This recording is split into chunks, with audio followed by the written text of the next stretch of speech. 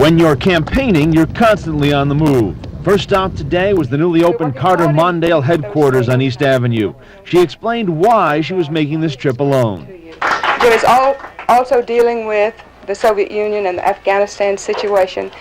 And it's so important for him to be in Washington at this time because those situations change constantly. He monitors them hourly.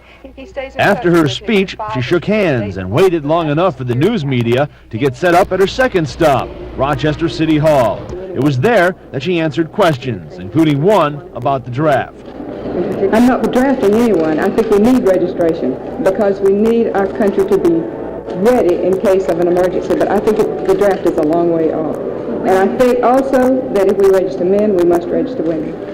A number of times during the day, she praised Canada for the rescue of 6 American embassy personnel. Last night I saw this big billboard that says, Canada, thank you, with a maple leaf and an American flag, and I almost cried.